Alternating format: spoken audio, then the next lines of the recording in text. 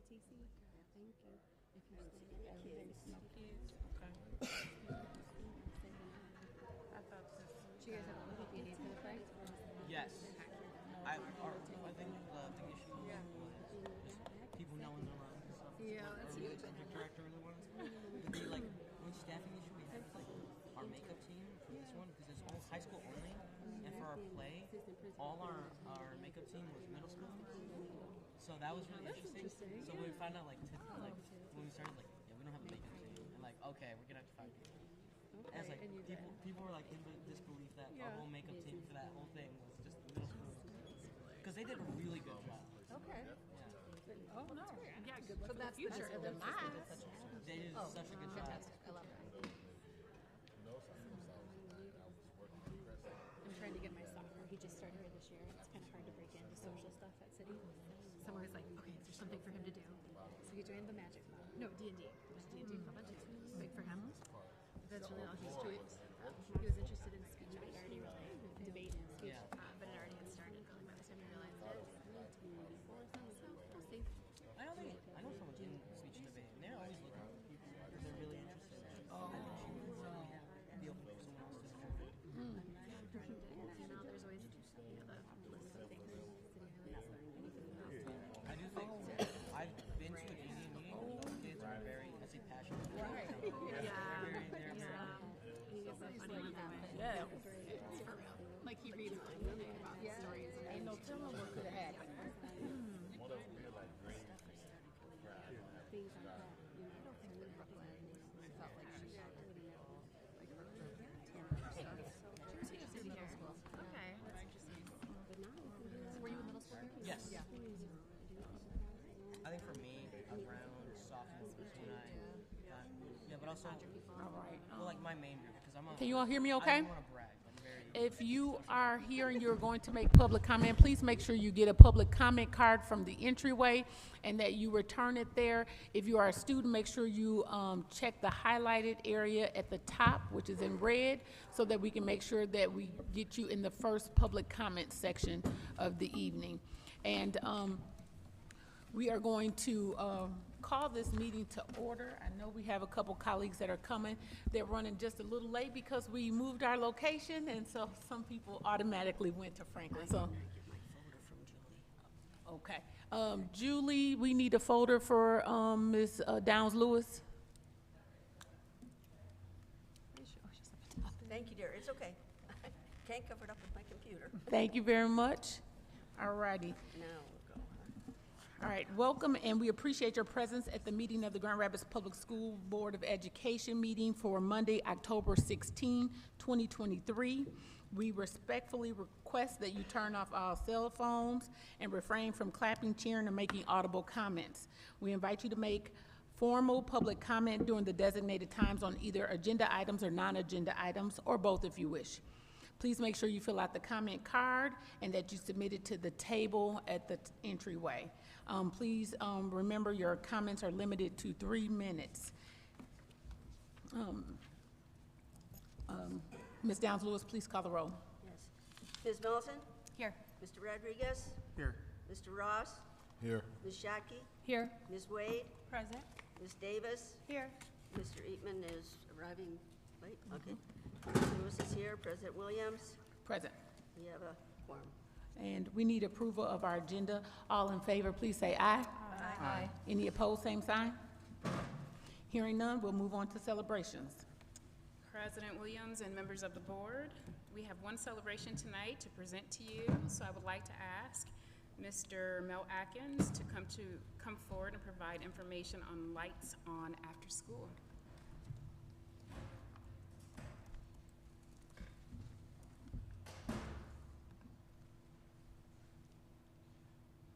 Good evening, President Williams, members of the board, and Dr. Lovelady Mitchell. Grand Rapids Public Schools Loop program will be participating in the 24th annual Lights On After School event, a nationwide celebration of after-school programs. Will be one of more than 8,000 sites across the nation sending the message that after school is key to our children's success, and that we must keep the lights on and the doors open after school. Parents, school officials, city officials, community agencies have been invited to help us rally support for safe, stimulating after-school programs. GRPS Loop programs are excited to be a part of such a great celebration. We would like you to be a part of this local celebration scheduled for Thursday, October 26th from 4:30 to 6:30 at Gerald R. Ford Academic Center. This is the host site for this celebration. Gerald R. Ford Academic Center is located at 8851 Madison Avenue Southeast, 49507.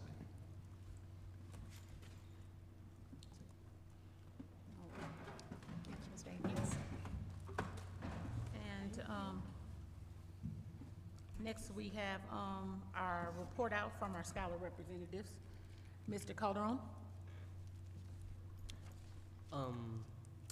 What would you like me to report on, since there has not been a new scholar meeting yet? Is there anything happening in your school, or was there any homecoming events that you would like to enlighten us about?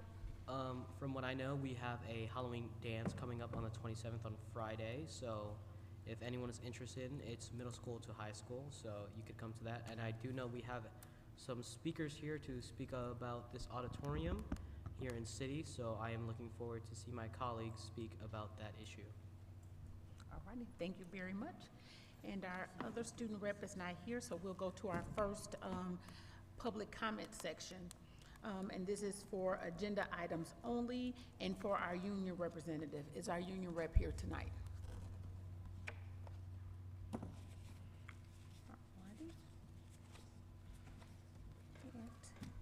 Alrighty. And we have no public comment on our agenda items only at this time, so we'll go to the secretary's report.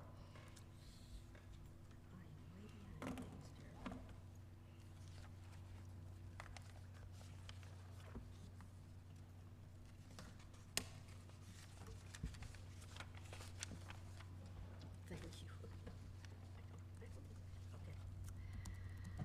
The Academic Achievement Committee will be meeting on Tuesday, October 17th at 4:30 p.m. in the Administration Building in the auditorium.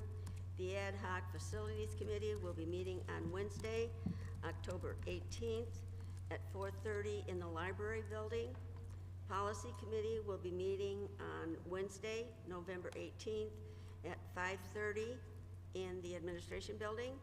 And the Finance Committee will be meeting on Monday, October 23rd, 4:30 in the Administration Building. And just one other thing I'd like to remind folks of is that Wednesday night is the Kent Intermediate Association of School Boards dinner.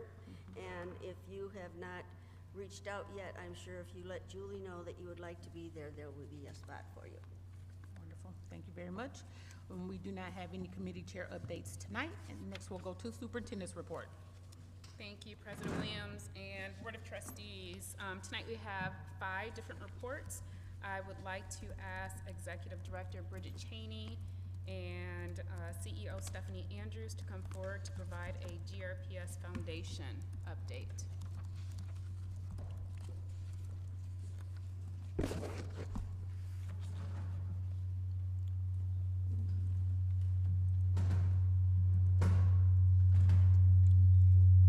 Can one of those mics be turned off? I think it's both of them are. Let's try that.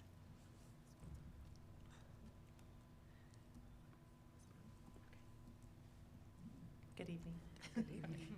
Just want to make sure it's working. I'm going to get started with our Foundation for the Future event that just happened last week. And I'm going to open us up with a video, which I think will be a nice way to set the stage. Thank you.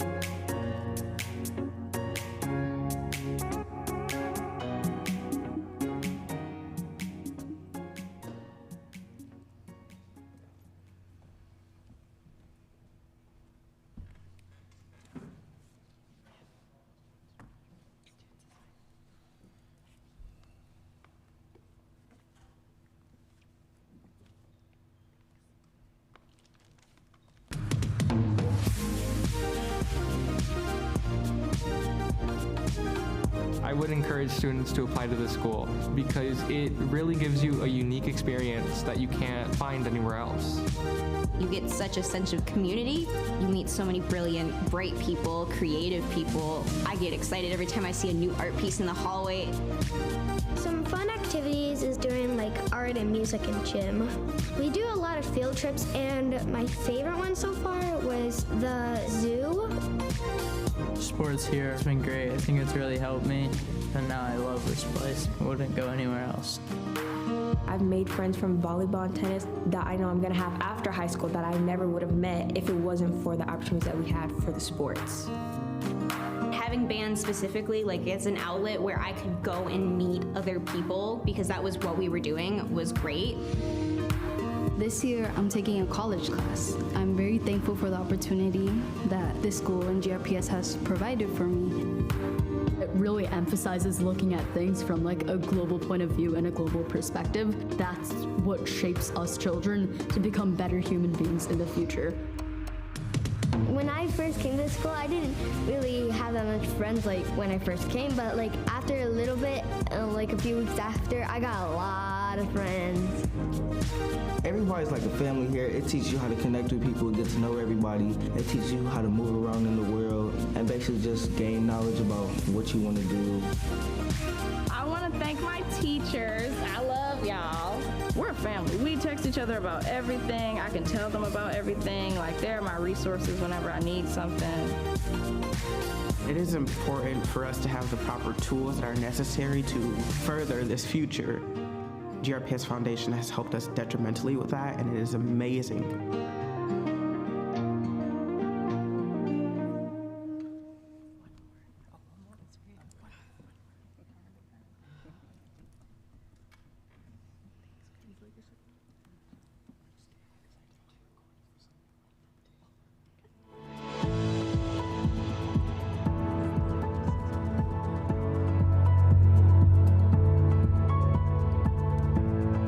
Why GRPS? Because before I came to GRPS, I was in a charter school in Spring Lake where everybody looked alike, acted alike, and thought alike, and I needed in my life some diversity. My favorite thing about my job is the kids, and it's always been the kids. My passion is teaching, and that's why we're here. That's why this district is here. Knowing that I can make those connections and impact their lives. And so grateful for those experiences with these kids and what it has taught me for my own children, the patience, the understanding, and all of it has made me a better parent. It seems like overly simple to say, but when the kids are happy, I'm happy. Really good days are when I go home and at dinner and I'll say to my family, guess what the best class ever was doing? My family says, I bet they were all doing their work. I'm like, yes, they were. They were so engaged. Everybody was engaged in their work and they didn't need me. That's like when I know I've really done my job and I'm super excited about it. As a mom, everybody's like, are you really gonna encourage your kid to teach? And why wouldn't I? It has allowed me to feel like there's a purpose in what I do every day. I chose GRPS. I had other choices. I wanted to come here and work with our kids to empower our students to be the best that they can be.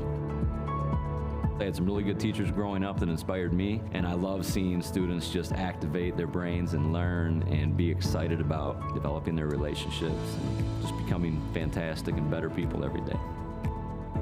There's so many different ways that they can connect creatively with others as well. Never mind all the awesome academics and the awesome critical thinking, design thinking, working as a team to do presentations, having you come out of your comfort. We help children really find their voice. The family aspect is we're going to be on you and we're going to support you and we're going to critique, but it's all out of love. And if you're here for love, I think that'll help uplift and bring the kids. We are so grateful for the foundation to fund our athletics, our arts, our extracurriculars. That's what brings the kids in. As much as I would like to say it's me and my engaging teaching, it truly is the extra stuff. We all think about our own experiences and how much fun we had in after-school clubs and in our sports and all of the connections we made with our teammates. That's what kids hold on to. That's what brings them in the door. And that's what some of us teachers lean on when we need to bring them back in too. Some of the experiential field trips, we've got kids, I believe the foundation pays for the trip to PJ Hoffmaster for the 5th graders. We've got kids who have never seen Lake Michigan. We live 30 minutes from Lake Michigan, and we have students who have never set foot in Lake Michigan. The trips that are done with the Civic Theater, the foundation, and those field trips that the foundation pays for really allow us to bring opportunities to our kids that they wouldn't necessarily be able to afford otherwise. I appreciate the foundation and the ways that you make things possible. In a way, like you make teachers' dreams come true. Like they get this big creative idea and then you're there to fund it, because it's those big creative things that we got to think of, that we have say over, that we have agency in, that are the fun part of the job. I'm proud of the staff that we have here, not just our teaching staff, but all of the additional people we have to just pour love and resources into these kids. And I know that we're going to make a great impact. It is those students, and a lot of young teachers go into the profession thinking they're going to save the world. We want to save the world. And everything we do makes a small connection with somebody. It is those connections that keep teachers coming back.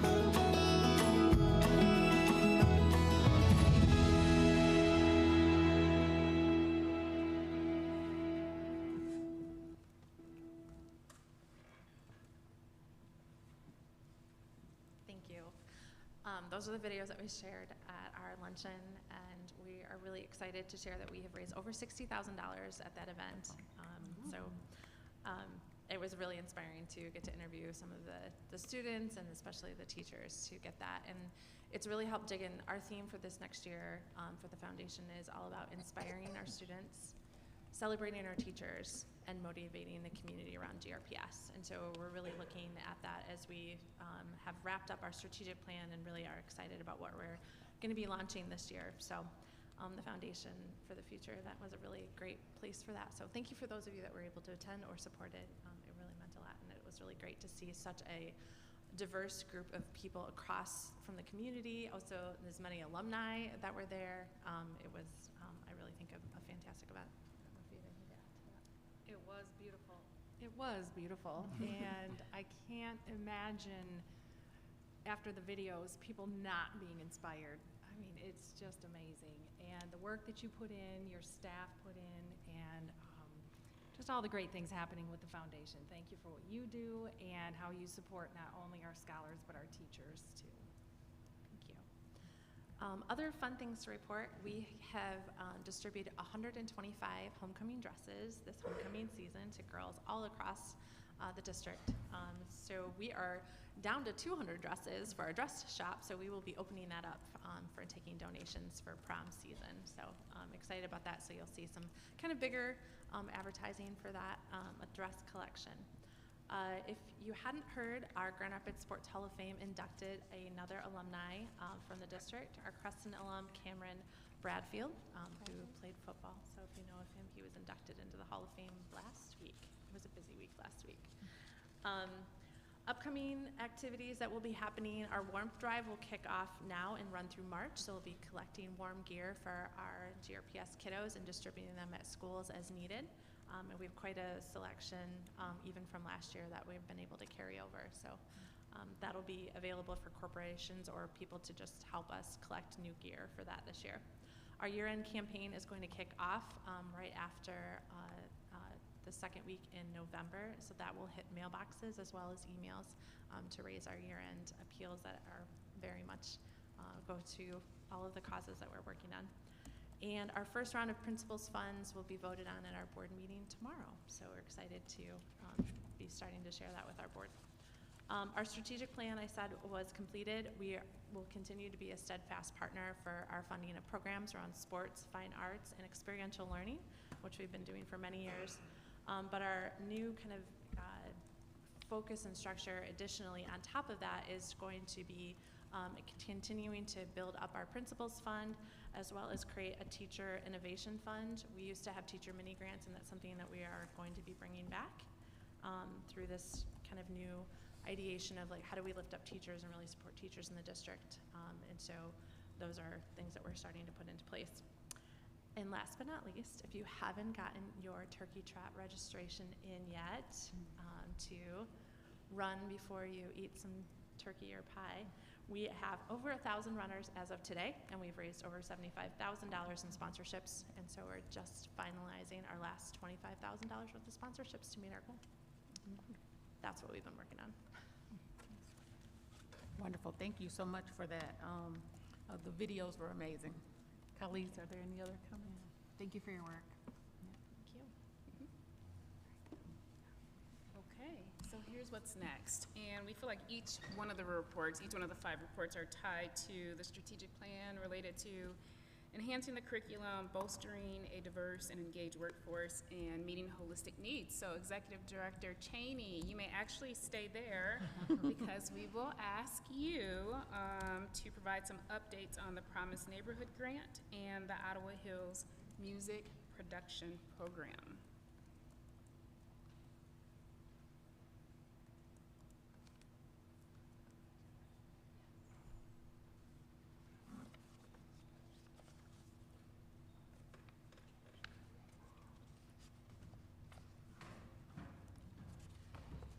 Okay, building on the great things for kids and just the amount of energy around bringing in the community and all of our partners, whether active or not yet active, it speaks to the Promise Neighborhood Grant that we have. So the Promise Neighborhood, Grand Rapids Southeast Promise Neighborhood is what it is long range known about, or long words known about, is GRPS, some people call it, or just Promise Neighborhood.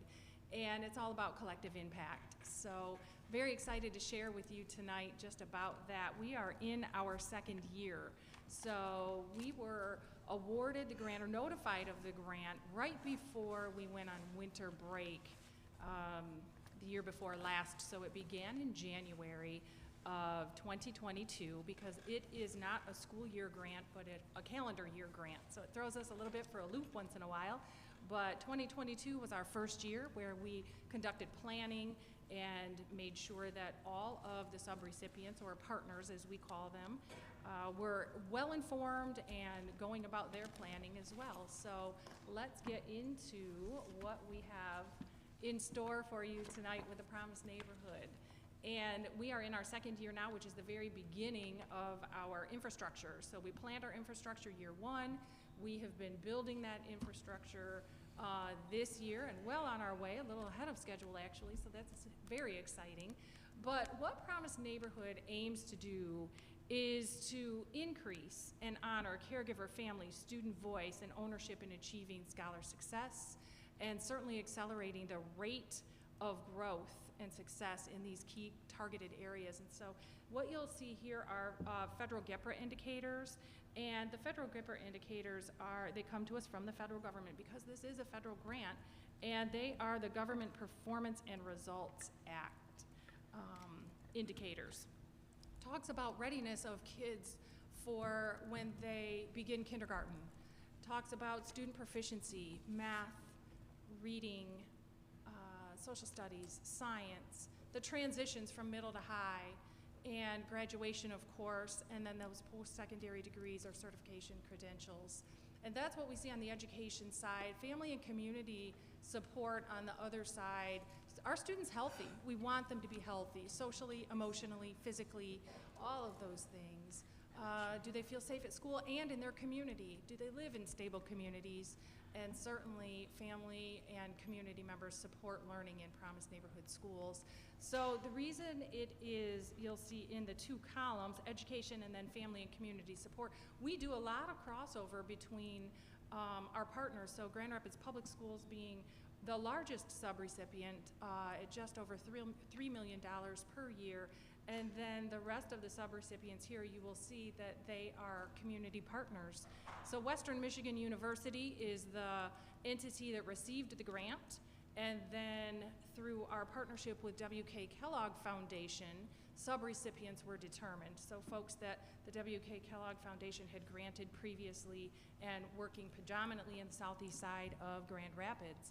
So Kent Intermediate School District, Western Michigan University, Baxter Community Center, Family Futures, GRCC and Link Up of Grand Rapids are the education and community partners, of course, and then Grand Valley State University Johnson Center conducts the evaluation for us and deeply involved, and then other project evaluation partners, Western, MSU, and University of Kentucky, specifically around leadership. University of Kentucky is around the leadership component of it. So we want to use strategies and practices that accelerate and deepen on our progress on district strategic plan goals and priority scholar outcomes, and a couple of the links that we can make certainly with Promise Neighborhood and our strategic plan is strategic theme 1, holistic scholar needs, certainly, and then strategic theme 3 of ensuring equitable outcomes and opportunities for kids. So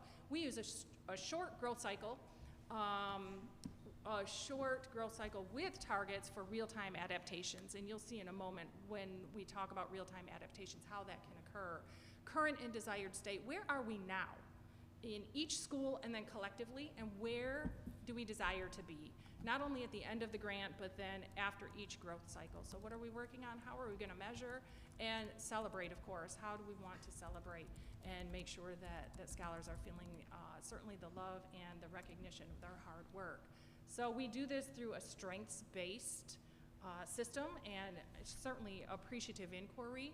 And this has a lot of words on it, but I think the graphic is beautiful because it shows our theory of action, certainly in use and practice. So it's a phased approach, and you'll see the student, the classroom practice, the leadership, and support. So we have wraparound support for each and every level, from the scholars to the principals and everywhere in between. And then, like I say, it is a phased approach because we know that learning is not linear. So we're going to go, while we phase in, we can go back, we can go forward, we can go any way we need to go based upon what is needed and leveraging the strengths around us. So this graphic here will show the infrastructure that we built. We have two folks, Sherry Ross and Trisha Mathis, who are directors of our design and implementation team, and they worked very, very hard with not only internal GRPS folks, support staff, teachers, principals, coaches, and also external community folks, our stakeholders that are talking about, partners that are talking about, we have something to offer, not only in the community, but partnering with you also in the schools. And so they held design and implementation sessions all of last year and asked for feedback, input, and what are your aspirations, not only for this project, but for individual schools, for scholars, and took all of that in, and it is through that information that we are able to focus and funnel the work. So these positions here talk about where the bulk of our money is spent, right? We're spending on the wraparound services for kids, for teachers, for support staff, and for leadership. So right here talks about the leader support, the teacher and staff support, parent-scholar support, and then scholar support as well. And each of these columns is a position. And we have these positions filled at each school, and determining upon need and level of support that is needed, we can place folks there, and we use the best fit model, making sure that not only are folks matched with their strength and what the school needs, but flavor, right? Every school has its own culture, climate, and is the person going to fit so well that they walk in the door feeling like this is home, and we can begin our work. So we're really excited about that as well. And this graphic here is probably the best graphic of the evening, I'll say, because it's our timeline, progress benchmarks. And year one, I talked about that. We did establish systems, processes, infrastructure, and relationships, certainly. Completed initial scopes of work. So what will it look like when this gets implemented? What does Promise Neighborhood really mean? And year number two, which is this year that we're in right now, it says 23-24 because we will go into the 24 school year as well. with our work. So we did complete the design and implementation team process. We did revise scopes of work based upon input that we heard from community, from staff members, and all of that. And then, of course, began implementation. Years 3 and 4, we're absolutely implementing the short cycle continuous improvement process. We are measuring, we are monitoring outcomes, both short and long term, both ad and post hoc.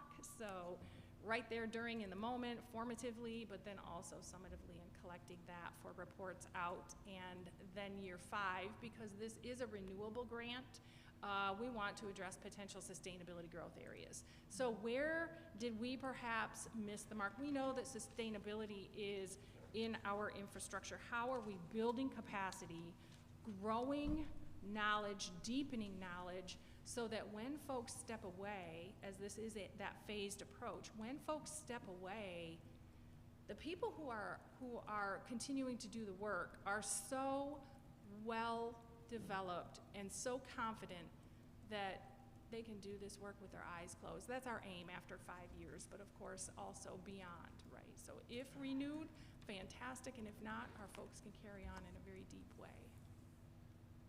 Thank you. Any questions, colleagues? I have a question about the community partners. Is there, or are there any recipients that we plan to partner with, like they might offer special things within their grant that could benefit us? I know like there's several different partners, organizations, but are any of the organizations like looking to partner with each other to keep that money in the promised neighborhoods? I'm glad you said that. We just talked about that a couple weeks ago at our partner convening, talked in depth with that about how do we make sure that, yes, in fact, it is Grand Rapids Southeast, right, and not trickling out everywhere. So we are building a network of partners that are interested, willing, and then what are our next steps as far as, like you say, keeping this with the youth and the families on the southeast side, knowing that we want to scale up the practices and things like that, but as far as grant purposes, keeping it right on the southeast side. So we are addressing that through the database that we are creating, and then what their area of strength or leverage point is as well. So Thank you. Somebody else. Of the schools who have this grant, Sure. what percentage of a typical week would they expect to see someone in their building? Every day. Okay. Yes, there are, so our strengths-based interventionists work 4 days a week, and our chief community builders work 4 days a week. So they are in their particular school each 4 days a week, knowing that we want them to trade off. So let's say if it's a Monday, Thursday for one of them, it'll be a Tuesday, Friday for the other, so that every day is covered. And then with our school renewal specialists, 2 to 3 days a week, depending upon the need, because they each have 2 schools themselves. And then the facilitators have 1 to 2 schools. They either dedicate all of their time to one school, or they are split in half with another school. So significant amounts of time. Yeah, it's great.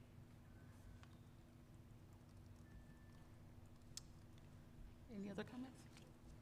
Alrighty. Thank you so much. I think you are staying still, though. Sure. I'm not getting up this time. No. Might you have some comments about Ottawa Hills music production? Yes. Wonderful, tremendous comments. We are excited about the music production and entrepreneurship at Ottawa Hills High School. So right now, we have scholars that are in an advanced music class because the facilities for the music production entrepreneurship program are going to be ready in December. So they are starting that foundational course right now, and our curricular partner, Lucius Hoskins, was in middle of September, and we did a quick walkthrough, and he said, oh, I love it. I'm not going to be able to call it forward. Those of you who are music steeped, I'm looking at Ms. Davis. I think it was Logic, but I can't remember for sure. It started with an L, I can tell you that, but he was so happy that they were working on that because it'll be a great launch for January when the program officially launches with 24 scholars that we know right now, but room for more. So we're continuing to recruit and make sure that we retain the 24 that are excited to be enrolled right now. And the teacher PD for 2 teachers and 1 administrator will occur on December 12th to make sure that they are ready for that January launch. We wanted to wait until the equipment that they will actually use is in-house, and that will be here by December 12th. And so we're looking forward to that. All-Pro, the vendor for the equipment, we met with them just last week, and the equipment has been ordered. Thank you to you for approving that through the Finance Committee. Appreciate that very much. And the installation schedule will be coming this week. So they were developing that at the end of last week, going to send it over this week for how long it will take and when it will be fully completed, knowing December 12th prior to that. So that is All-Pro, the vendor for pulling the wires and then making sure that the equipment is installed properly. Our end, GRPS's end, we are nearly ready. We have a little bit of insulation to put and close the ceiling, waiting on the fire marshal because we needed to have 2 fire strobes relocated, and as soon as they were relocated, the fire marshal had to do that final inspection. So we are set to go on our end after the fire marshal gives his thumbs up or her thumb up, and we put the insulation in, close off the ceiling. Our portion is completed. We're super excited about that. If you haven't seen it, stop in sometime. It's looking fantastic. And then we'll have the equipment and the wires pulled and all of that hooked up prior to the December 12 PD that's happening with, this is probably one of the most exciting things, mid to late January ribbon cutting, formal ribbon cutting ceremony. We want to make sure that all the kids are well into the program, that everybody has everything in place, and we're looking forward to that in January. So it'll be great. Questions? Okay, hearing none. Thank you. Thank you. Thank you.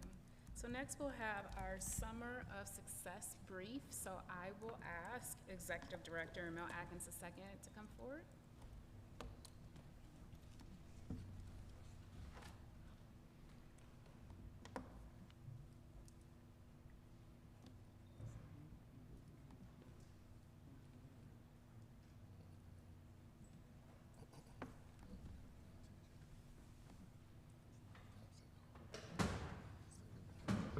Good evening once again.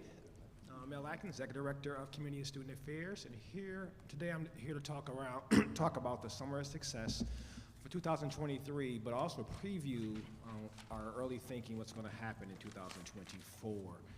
And just to start out, it connects to really 2 strategic themes. Theme 1, meeting the holistic scholar needs, our strategic plan, and theme 4, enhancing curriculum and program opportunities.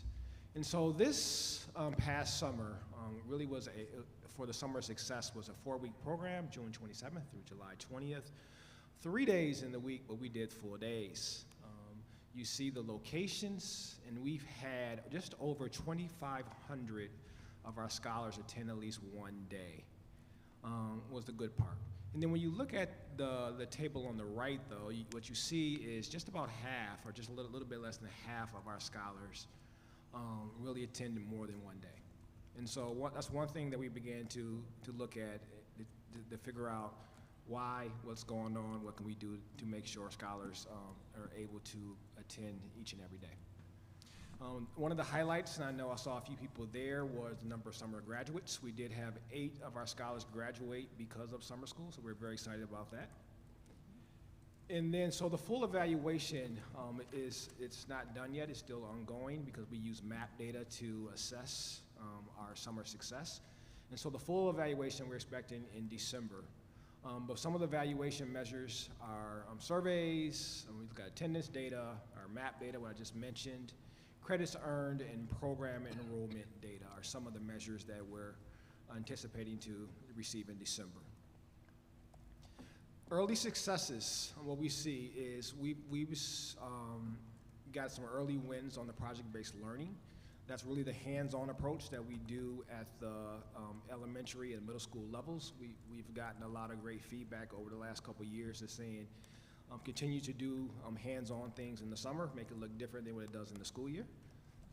We also got some positive feedback around the social emotional learning component at the middle school level.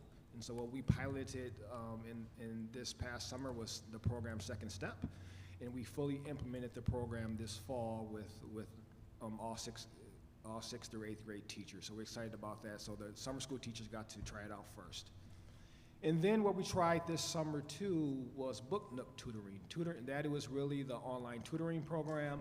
And so you could have gotten tutoring either at home or in the summer. And so this was the first time really exploring that opportunity. And then once again, we were able to pilot that to make sure it was fully ready to go for the fall.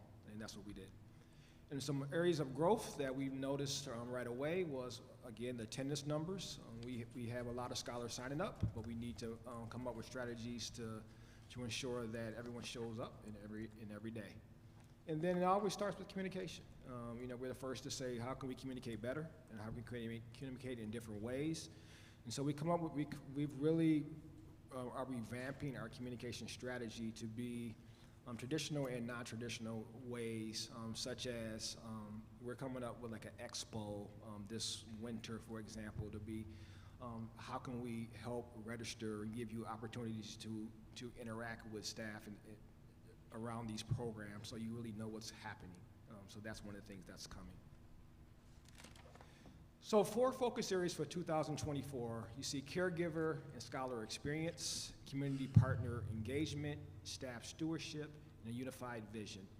So what we did is we worked with our assessment and evaluation team to really look at, let's do another literature review. Let's look at what are the best practices say, because every few years you should do that. And so we went back and looked at what best practices says, and it says minimum 5 weeks, a minimum of 5 weeks, or 70 contact hours. And so I remember we did 4 weeks last year, and so we know that's one of the changes we're going to make. Policies that maximize participation and attendance, hiring highly qualified teachers, pre and post assessments. And so I know MAP assessments is a measure you can look at it, but truly doing pre and post for summer. And so those are the things we're going to incorporate moving forward. So next steps, when you look under caregiver and scholar experience, we know we've already did it, or it's happening now around surveys between our caregivers, our staff, our scholars, communication plans, really handbooks or resources for families to navigate of really what summer is. Community partners, we know we can't do this alone. And so one of the things we really want to incorporate is camps. And so what we're going to do is, we know it's going to take a multi-year approach. So we're going to have our traditional summer school, but we're going to start exploring summer camps. And we're looking at maybe up to 5 camps this year is the target area. And so we can build off that project-based learning experience, but get outside the 4 walls and work with community partners to really do lots of hands-on activities. And so we're in the early stages of contacting partners and things of that nature, but we're excited about that potential opportunity. And then the staff stewardship, feedback, really getting input and feedback from the people that have experienced it is really important. And the unified vision, and that really comes to, because we have more than one program. We have, like 7 different programs in summer, and getting everyone unified to one vision, one plan is really what we're trying to do. And so for next year, for the K-8 version, now briefly talk about the high school version, it's really, we're gonna implement a 6-week program. Research says 5 weeks. We want to add that extra week to give those experiences. 4 days a week, and you see 4.5 days, 45 hours a day. Research best practices says at least 70 hours. We want to bump it up just to over 103 hours. We know if you do have to miss a day or so here, we can still cover that recommended dosage. We know the partnerships we've already talked to, like Adventure Point, Civic Theater, in our early conversations with Grand Rapids Community College. Just to name a few that we're trying to come in contact with. And so we are looking for community partners now. that really can provide that hands-on learning experience. And then I did touch on around our winter conferences. So this is something a little bit different that we haven't had before, of getting our community partners connected with our caregivers early and often around this winter conference. Think around the Neighborhood Choice Expo that we have. What if it was like that for summer, in the sense that you can touch, you can feel, you can experience the various choices? And so this is one of the things that we're trying to envision. And then we know that, and for high school too, I mentioned the 8 scholars that graduated. That's very important. But one thing we want to do is imagine post-secondary success for our scholars as well. And so the potential partnership with GRCC would be a summer bridge program. And so right now our summer bridge program with GRCC consists of our rising seniors that are going to a freshman year in to college. But imagine if that was a 9th or 10th grader, got to experience some life on a college campus in the summer. Got to interact with the professors and experience those type of things. And so we're trying to reimagine what some of that can look like at the high school level too, but combined with the experiences they already get. And so that's some of the things that we have early on in the summer. I know we're going to, once we get the full evaluation report, we're going to nail everything down. We're excited for the future. Any questions? My first question is, when you talked about one day, is that like one day a week, or they came one time? No, just one time. So if when I talked about, He was like very first. there was 1,214 of our scholars that showed that had at least one day of attendance. Okay. Was there any feedback from parents saying why that happened? Well, we're still collecting that information. Okay. And so some of it we know from word of mouth or early looking at some of the survey data is, in best practices, we know the more you can get your scholars excited about the program, it's going to be that much better. Some of them like the full day. Some of them said it was the half-day program. You just we're early in the process, really trying to figure out of the why. How long has Summer Success been going on? Summer Success, it's really we just rebranded it probably, I don't know, 6-7 years ago, I would say, for instead of summer school, Summer Success. And then what we try to do is have disguised learning. And then we've been really formally partnering with one of our teachers to do the project-based learning at the elementary and middle school level the last few years, and we're adding social emotional learning into it. And then now we're really figuring out, can our scholars get experiences outside the 4 walls? So I have a couple questions for you. One, thank you. This is not the question, so this is the statement. Thank you for the presentation. The initial question is, on the first slide there, you talked about the number of summer graduates, which were a total of 8. How many summer graduates were you expecting to have outside of those 8? So that was a good question. So the question was how many graduates were we expecting to have? And so there's always a range of scholars that if you can make up 1 class, 2 classes, 4 classes, 6 classes, what can you make up in that time frame? And so I don't know if we had a number, or I can't give you a set number we were expecting. There has been a range over the years between, I would say, 4, and sometimes it was, in 1 year it was up to, in the 20s. And so anytime I would answer would say, the more scholars, the better. I don't think I'm not aware of any scholars that were 1 or 2 credits away that did not graduate. So out of the 9th through 12th grade that has 509 total students, we are not aware of how many of those students that participated needed to graduate that did not? No, so what that means is out of the 509 that came, there may have, I'm making this up a little bit, there may have been 100 9th graders that needed to make up 2 credits in order to be on track. 10th, and then the same thing for 10th, same thing for 11th.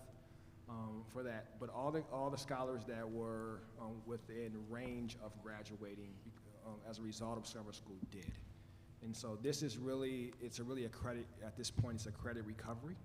And so the credit recovery allowed scholars to get back on track. So is there a way that you can aggregate some data between the 9th and 12th that can say how many people actually received that credit to recovery? Because I think that's a success story in its own. If you had 100, to your example, 9th graders, and 85 of them needed recovery, how many were successful in that in that attempt? You know what I mean? Yes, we'll make sure that's included in the final report. When is the final report? In December. Okay. So then my second question for you is how I see here that you mentioned some of the areas of focus was community partner engagement. How does anyone that's listening or in the audience, if they do have a business or some form of an entity to partner with for the success of this program, how would they go about doing that? Very good question. And so I know it's really two ways. And so if you reach out to really my office, the Office of Community and Student Affairs, 819-2125. We will have information on the website as well around how to best partner with us. We are aware of some partners, but not all. And so at this point, we really want to do a lot of fact finding. If there are potentially new partners that think this is a potential opportunity, please, I would say, please reach out. Or through email at atkinsme@grps.org. So what does partnership look like? So if, let's say, Trustee Melton, I even though I looked in this way, but she's on that side. So Trustee Melton had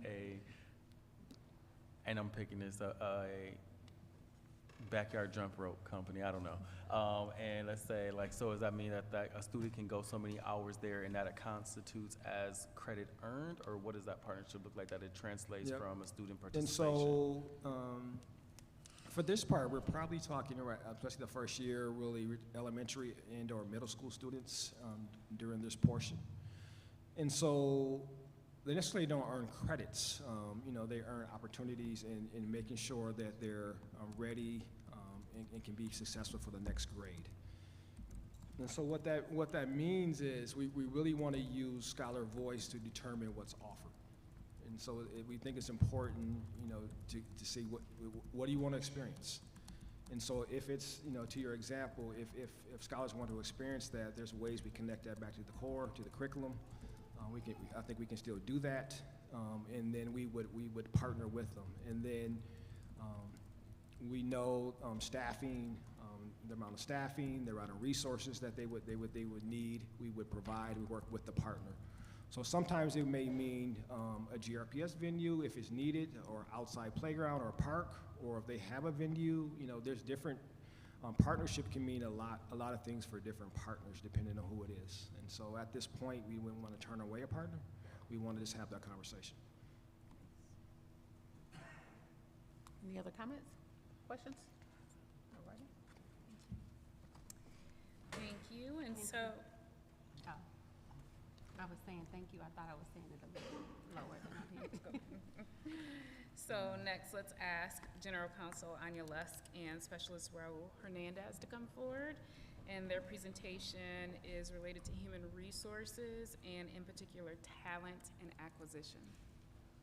And I believe this is Specialist Raul Hernandez's first time officially in front of the board presenting. So thank you for being here with General Counsel Lusk.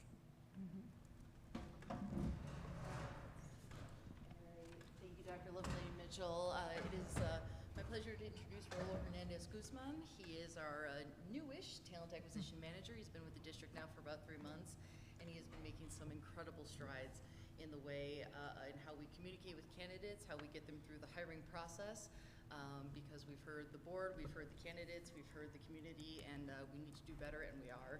And I'm thrilled to share with the board some of the ways that we're doing that. Great. Thank you, Anya. Can you hear me? You guys hear me? Yes. Perfect. Well, thank you, everyone. Thank you, board members and Dr. Lovelady Mitchell for having me here.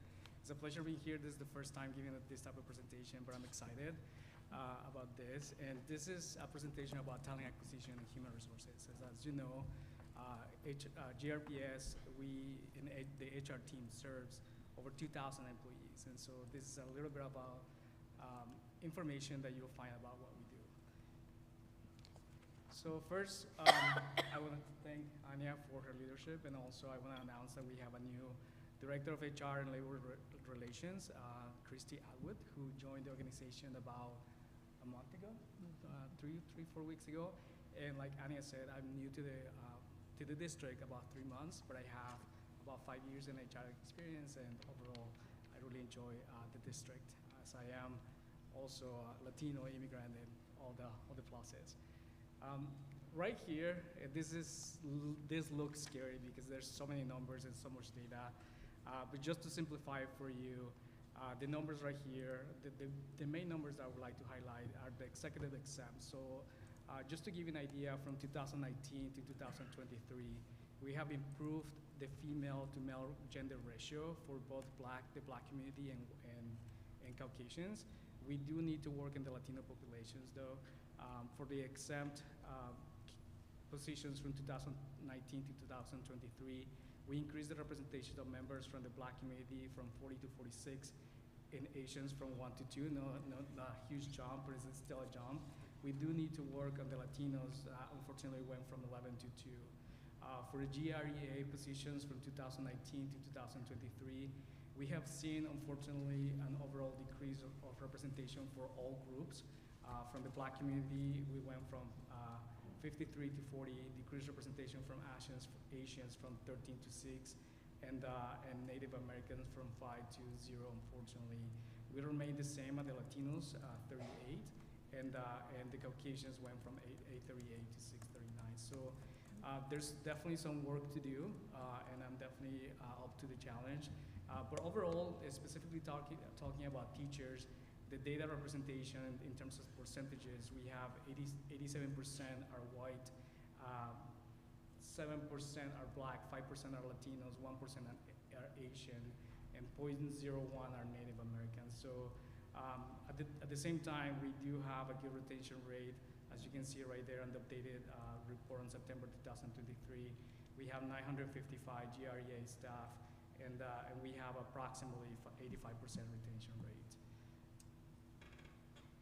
So next, our presentation is going to be focused on a strategic theme 5, objective 1, which is cultivate and engage impactful and more diverse workforce, and increase effectiveness on hiring processes with an emphasis on diversity. So our goal, number 1, is to increase recruitment of highly qualified teachers, and their strategy 1 is to target niche markets, right? So the niche markets, to increase the volume of applicants and increase diversity representation by at least 10 to 20%. I know that's a huge number. That's me dreaming. Ideally, we'll hit that number, but if we see an increase of 5 to 10%, I will still be very happy with that. How we're gonna achieve that goal is by joining and maintaining affiliations with professional associations like the National Education Association, Association of American Educators, and others, and not just saying that we're part of it, we're actually actively participating on the meetings, on the agendas, and being connected with these organizations. We'll be more proactively attending networking events like the regional DEI mixers, events, and conferences where we can connect one-on-one with these candidates that represents the diversity that we desperately need in our district at this particular point. Our strategic goal number 2 is strengthening our community partnerships by assisting employees in obtaining teaching certifications and advanced degrees. We have a really good workforce, and we really want to take advantage of that by cultivating, the strategy 2 will be cultivating community and university partnerships with the goal of increasing these partnerships by 30%. So one of the strategies that I'm thinking about is connecting directly with RSOs, which are registered student organizations. So each university has thousands of registered students organizations, like Grand Valley has over 2,000. And so it's a matter of connecting directly with them to target recent grads in the education system. And we're also going to be working on building relationships with local and regional universities that offer a fast-track program for teaching certifications and organize info sessions to share that information with our current GRPS employees to create an in-house pipeline for the future. And so this mainly, what this is that we have paraprofessionals and secretaries and so many people that really love education, and we would love to really help them advance and help retain that workforce by helping develop some additional certifications, obtain additional certifications, and help them with their professional development. And if I could add one thing to that, and Mr. Atkins mentioned this earlier, one of the big pain points that we've noticed is that we need to do better about communicating to our current staff all of the programs that are out there, all of the available resources to them, and that is what Raul was talking about when he talked about hosting in-house sessions. We're going to invite teachers into the auditorium, either at the schools or at Franklin campus, and actually sit down with them and prepare a massive presentation showing this is all of everything that's available to you, should you be interested in obtaining your teacher certification. Thank you, Anya. And then the goal number 3 is to improve the reputation and visibility of GRPS. We're gonna take the feedback from exit surveys. I'm happy to report that we implemented exit surveys, and we're collecting that information as right now. And we're gonna use that data to improve our current district practices and improve employees' experiences to reduce attrition by 5%. We're also in the process of creating a state survey because we also want to focus on what we're doing great at the district level, and so we want to know why our employees decide to stay with us, right? And so we want to promote that success stories in social media and in our recruitment campaigns to share, right, exactly why teachers and future GRPS employees need to come to work for us. Overall, this is the 2023-2024 recruitment initiatives. I just would like to focus on the community, focus on CSI schools, bilingual talent. There's a need for bilingual teachers out there. So we're definitely going to be working on that, revamping our tuition reimbursement strategies, and more than anything, communicating clearly what the process is so they can take advantage of that. And we're going to be using talent attraction, new tools and systems. And so I'm happy to announce that in the 3 months I've been here, I've been working very diligently to making sure that we have better communications with our candidates. We didn't have a system in place before, and so now we have a dedicated career website, grps.org/careers.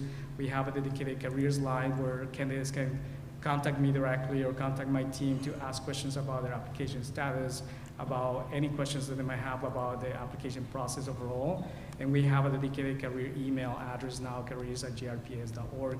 And we are now utilizing a careers calendar to schedule interviews.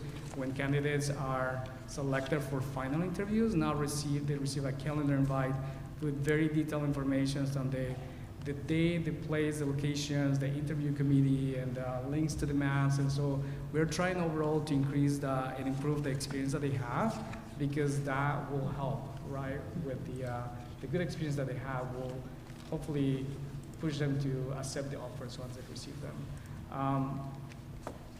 And so I know that we're talking a lot about many of the things that we want to improve, but I also want to share the good things that we're doing so far. And so I really would like to share with you a video and that showcase the community impact that we have already had, especially with teachers coming from Puerto Rico. So let's play this video, please.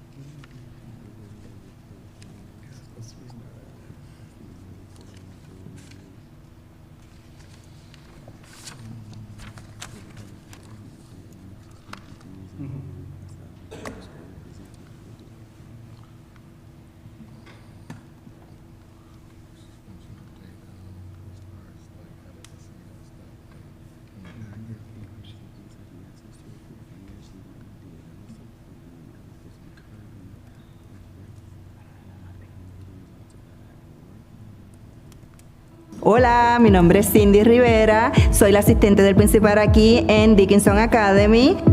Hola, mi nombre es Charlotte, soy maestra de Southwest Middle High. Y vengo del pueblo de Peñuelas, Puerto Rico.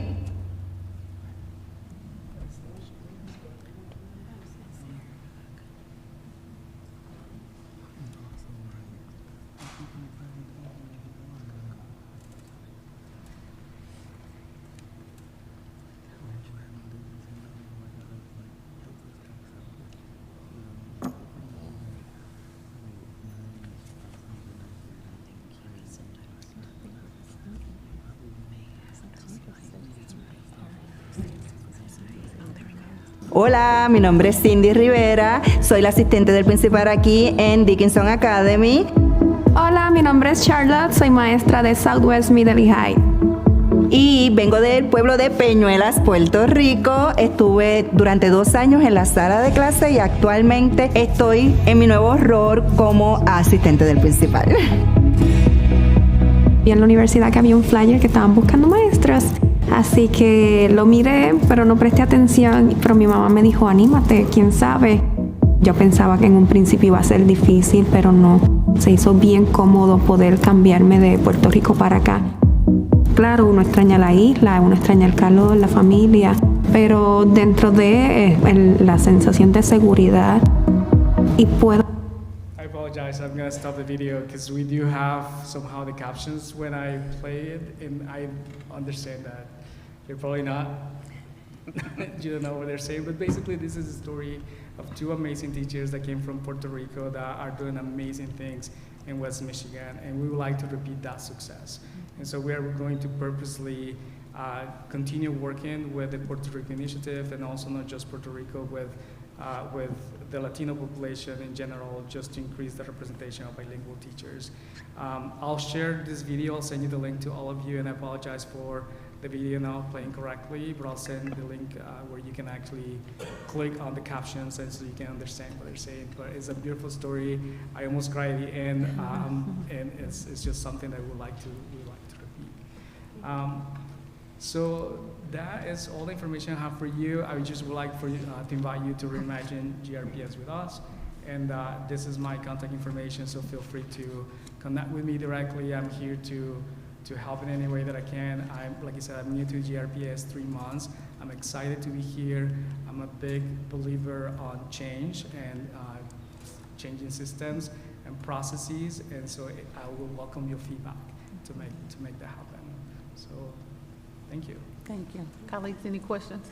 Well, congratulations. Thank you. On the successful. Really quick too. So, because I see it's a few chopping at the bit, I'll start with you, Mr.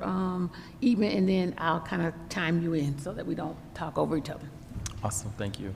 Congratulations and welcome.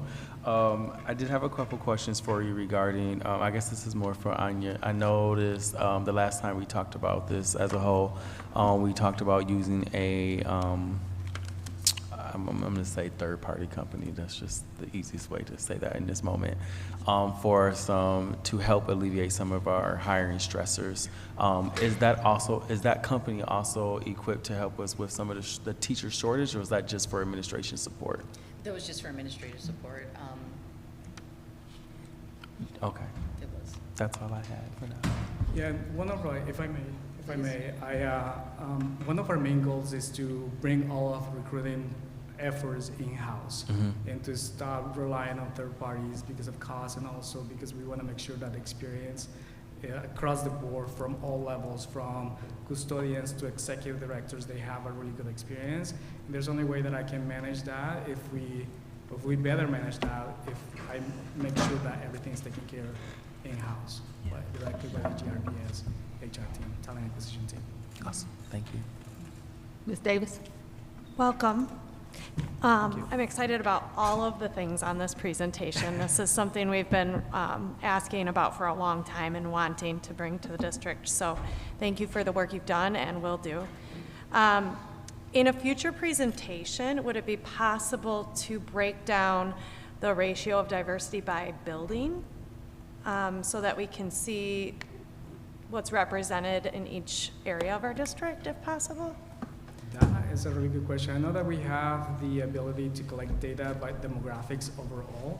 I'm not 100% about if we have the capacity to do it by building, but I will definitely take that back. It's just something I'm interested in. To the house, and about. then we'll work on something.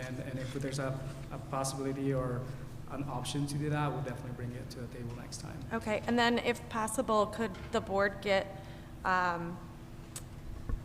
those surveys that have the exit surveys and the retention surveys, why people are staying? Could we possibly see the questions that are being asked on those? Those are standard questions on the exit surveys. I make sure that we use the standards. We want to make sure that we are not infringing any like laws or like breaking any laws. So we try to make sure that we ask questions in the way that we collect those demographics and the reasons why. They're anonymous surveys, by the way, so we don't collect the data on personal information. So we're trying to be mindful and careful about those. And in terms of sharing, is that something that we can do? Yes. Just the questions, not the Yeah. answers necessarily, but I'm just curious Just to as to what review. we're asking them. Exactly, yeah, of course. And actually, at future presentations, we would like to, in fact, present the data as well. Yeah. We just started doing our exit surveys, which Raul drafted himself in consultation with me. And we have about 1 month right now, but we like to get a couple months under our belt to see if there's any patterns or any consistency over time. So we'll definitely be presenting on that at a future board meeting. Thank you so much. Thank you. Did you have a question, Blake? Well, I was just gonna say that I enjoyed the video, and it's okay that we didn't know what they were saying. I'm sure people experience that all the time, you know, in this country and in this space as well. So don't worry, you know, we respected that video, and I know someone who probably can translate for me, because he goes to Southwest, went. Anyway, hi, Sincere. And then she asked all my questions, so maybe add to that how many of the staff actually did the retention and the exit surveys too. Okay. Yes, we're still working on the retention surveys. We're still in the process of creating that survey.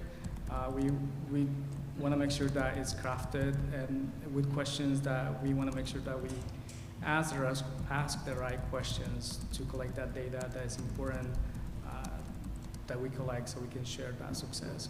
But yes, we'll definitely be working on those too, and thank you for your feedback. I really appreciate it.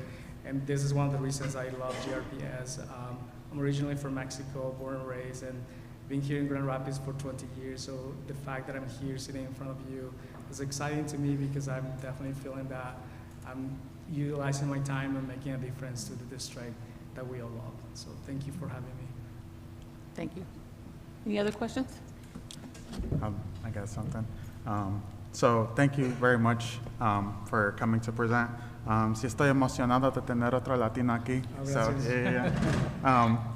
yeah. So one question I have for you was, so I see in goal 1, you know, increase diversity representation by at least 10 to 20%. And I know you're probably like at the very beginning of you know, creating kind of the plan moving forward, but do you have a timeline as to where you when you want to accomplish these goals, or do you see somewhere along the horizon, or are you just kind of getting started with that work?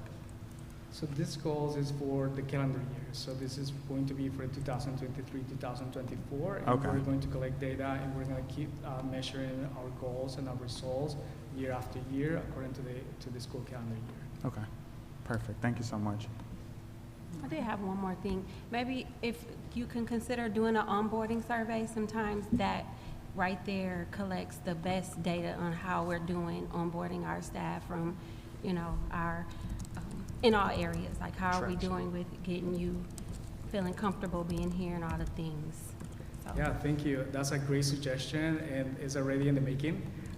So it's actually one feedback that we discussed during our last HR meeting, and we discussed about the idea of creating that survey as well, because it's important to get that feedback on their experience, on their onboarding experience.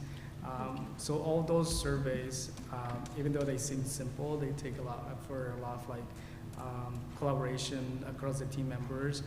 But we'll definitely work on those and give you an update. Do you ever do a mid checkpoint? So like maybe 3 months or 6 months after hire to see if there's any identifying gaps or concerns, because typically things happen and within that first impression of someone's employment, especially in the first 3 to 6 months, which then one plans their exit accordingly if it's not going well. So are there any midpoints through that journey that is being considered for review and capture?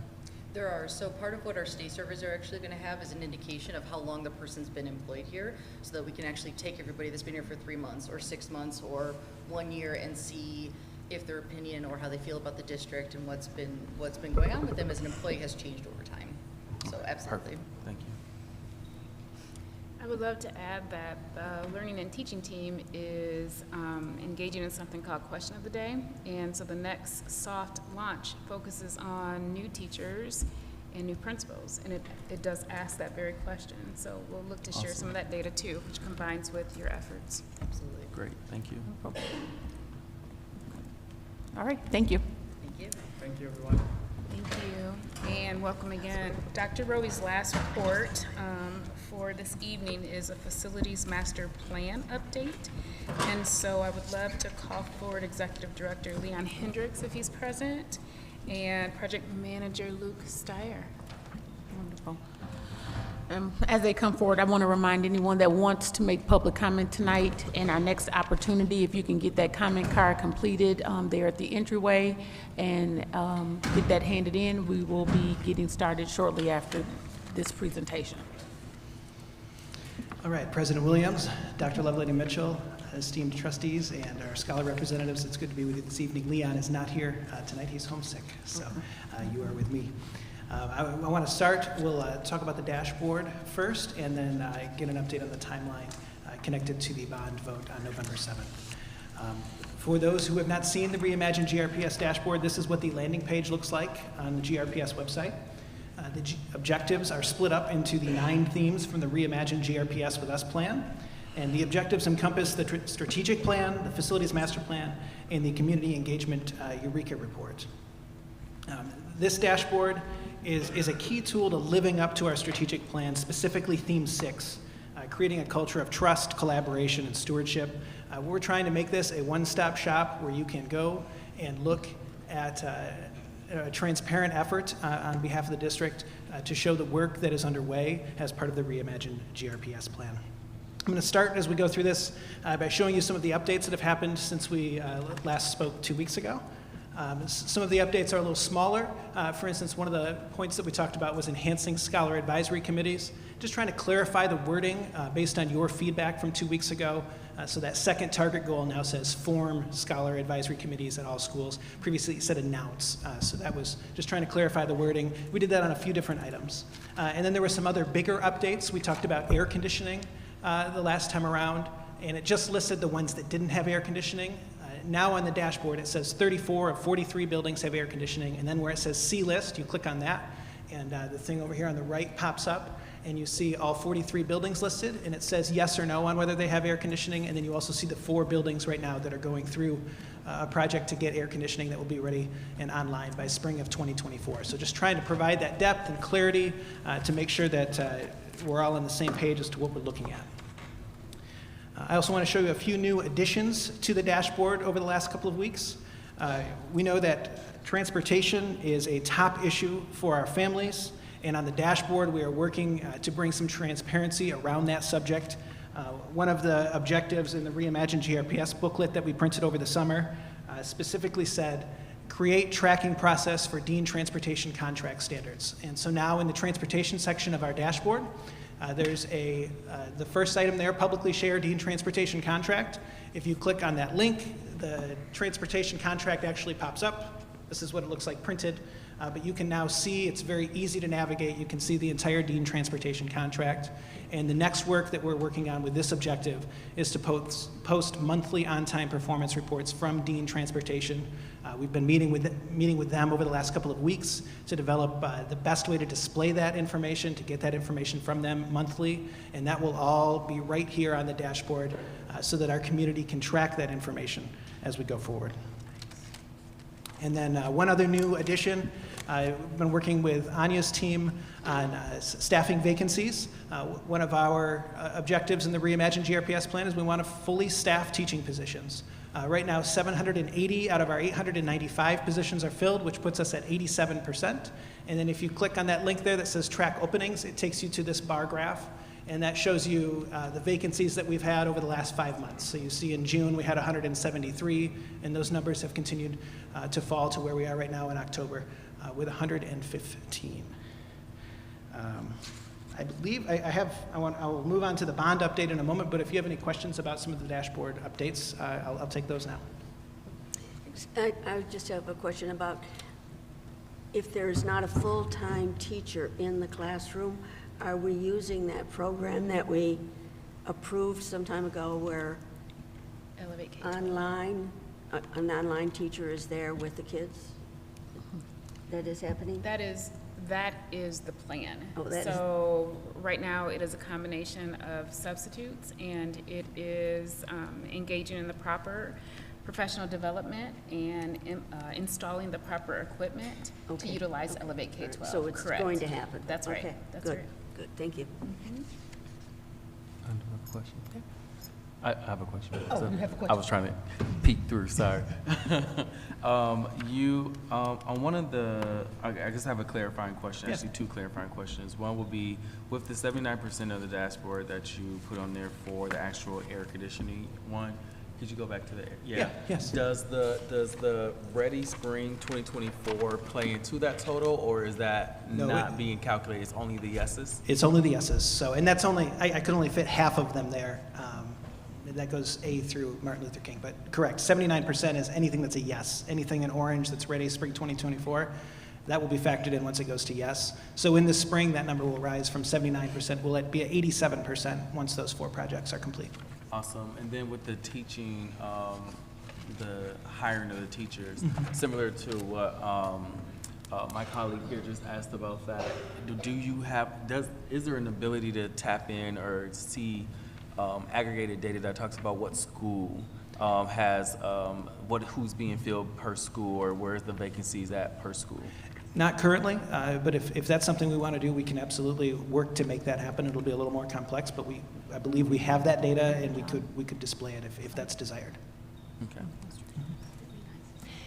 With the bus and transportation reports, how will we know, I guess I'm saying, what's tracking whether buses are on time or not? I know I was working with 2 situations last week in which Dean did not know their buses were more than 40 minutes late.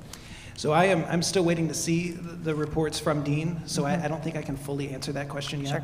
Sure. But once I have that data, we're going to start looking at that. We're going to start seeing if we feel further checking of that data needs to happen. Yeah. So that's certainly a process we're going through, but at this point, I need to see that data first, probably to really answer that question for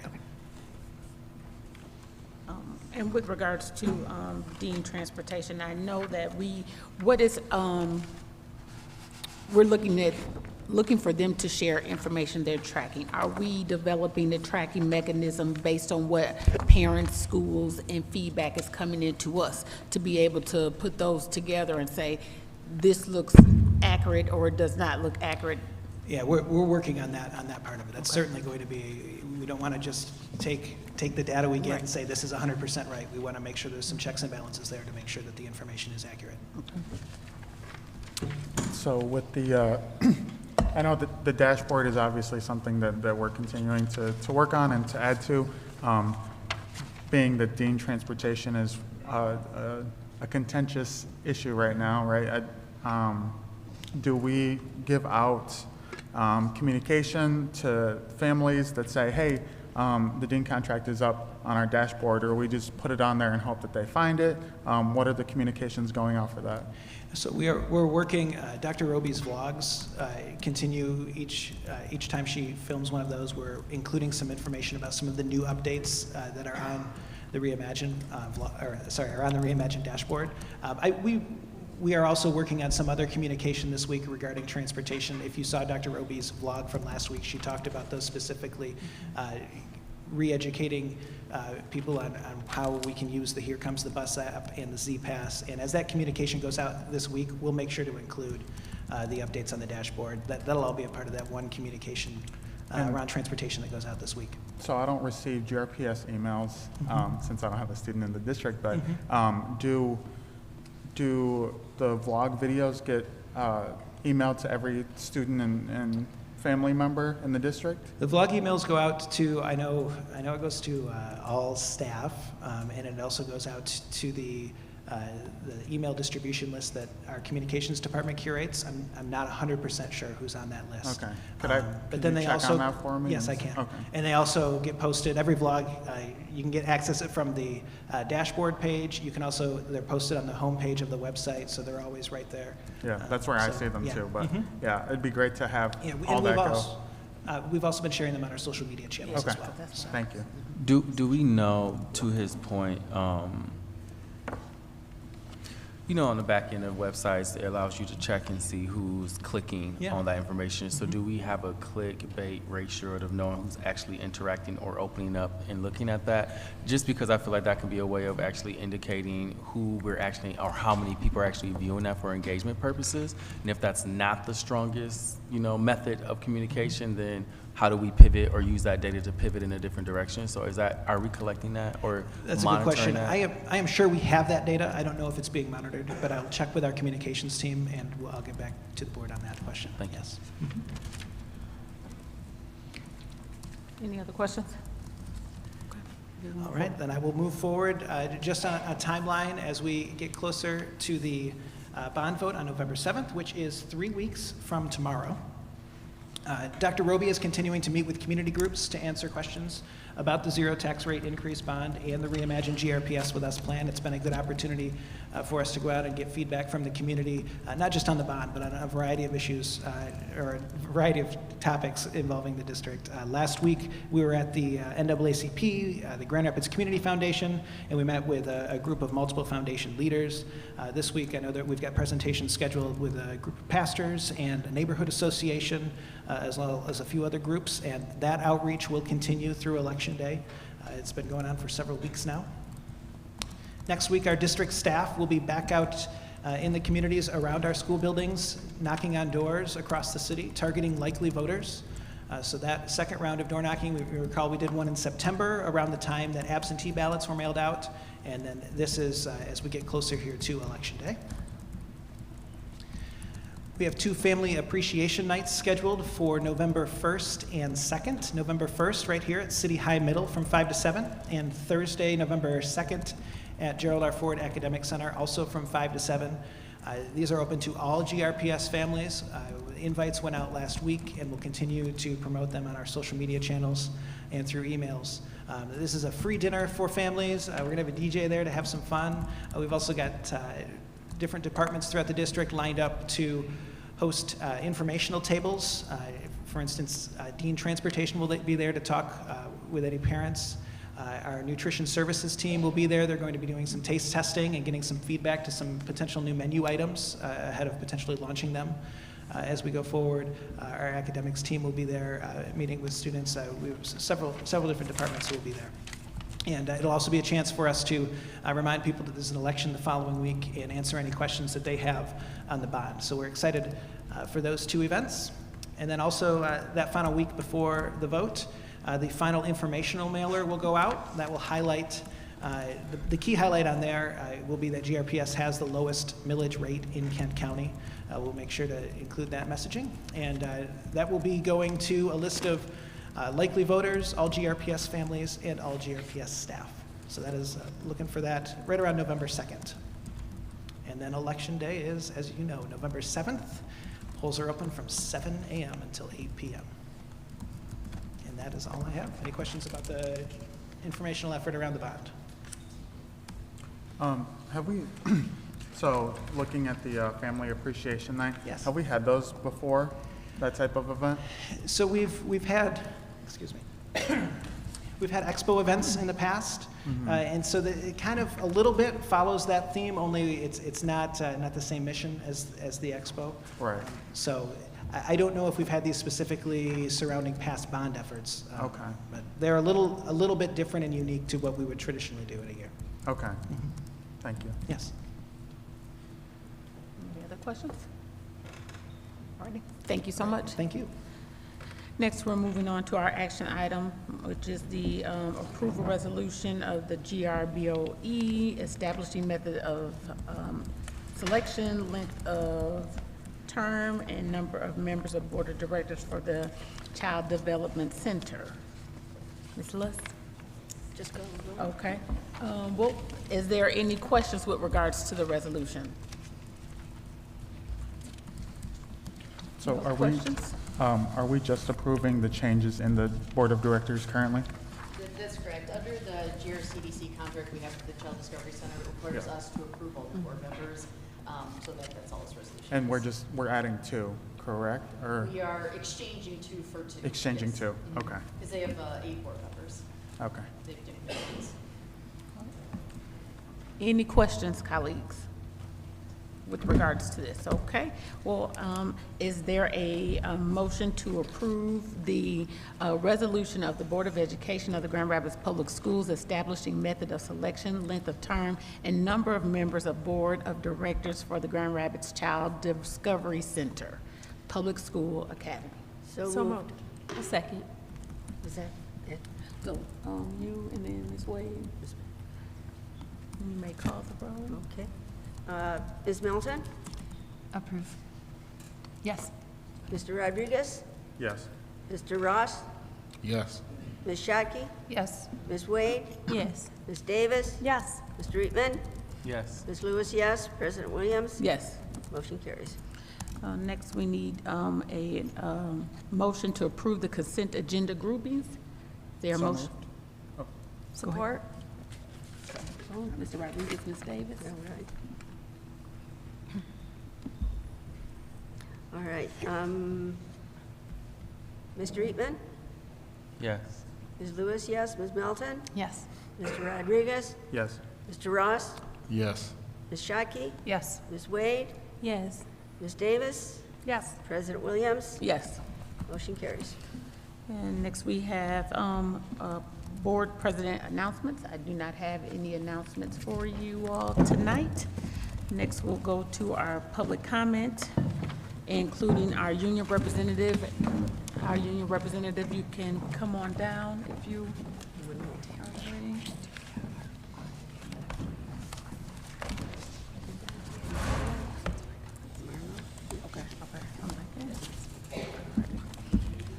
And then Ms. Downs Lewis is going to give instructions, but I'll just say, Robbie, Derek, you're on deck, Amber Kilpatrick, as well as Thomas Junker. If you all want to come down to the first row here, we can be ready to receive you.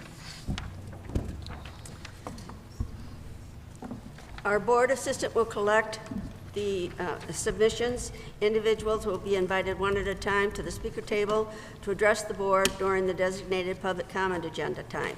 Public comment is limited to 3 minutes per person. You will need to state your full name before providing your comment. We will then start the timer. We'll start the timer at the beginning of your comment time and provide you with a 1-minute notice by flagging a red card, which I do not have, so we'll have to go with the white card tonight. So indicating that only 1 minute remains. You will need to complete your comment time upon being notified that 3 minutes have passed. Board members do not respond to public comment. Concerns will be brought to the attention of the appropriate staff. We value your input and thank you for sharing with us. Go ahead. Hello, my name is Matt Marlowe. I'm the president of the Grand Rapids Education Association. President Williams and distinguished Board of Education members, thank you for the opportunity to speak to the board on behalf of the Grand Rapids Education Association. I want to take time to emphasize the needs of our scholars that run parallel with needs of our teachers, ancillary, and itinerant staff. First, we currently have limited access to our classrooms from Monday through Friday. Members have asked if it's possible to have more access to their classrooms, such as more evening time and also weekend access to prepare instruction for their students. Many other districts allow their staff more access than is currently allowed at GRPS. And we're just asking the same. So please take this into consideration for our scholars. The second point was the amount of planning time for elementary teachers is limited. It needs to be increased to meet equitable standards to that of their peers at middle and high school levels. Not only is their planning time less, but elementary teachers also rely on other teachers to provide instruction for music, art, and physical education. So teachers that rely on these teachers because while their scholars are receiving music, art, and physical education, elementary teachers should be able to plan during these times. There are schools that are not fully staffed to do so and currently not have teachers for music, art, or physical education, which causes elementary teachers to lose important planning time. More importantly, scholars are missing out on attending music, art, and physical education. So please take this into consideration to be more equitable district-wide for all our scholars. And lastly, the number of vacancies for teaching positions is concerning. The best scenario is to be fully staffed in all areas. There are ways to be more competitive, regarding hiring and filling vacancies. Our current salaries and salary structure is not competitive compared to the other districts in Kent County. Often teachers that start out at GRPS do not stay and later become employed at other school districts within the county. The use of substitutes and other online remote learning programming is not the best strategy for our scholars. We need to reimagine GRPS through the lens of our scholars. We need to provide scholars with in-person instruction, provide them with equitable access and instruction to art, music, physical education, foreign languages, computer technology, and STEM classes. Please take this into consideration for all of our scholars. Thank you for your time. Thank you. Thank you. Robbie? And Amber, you can come down as well to the desk.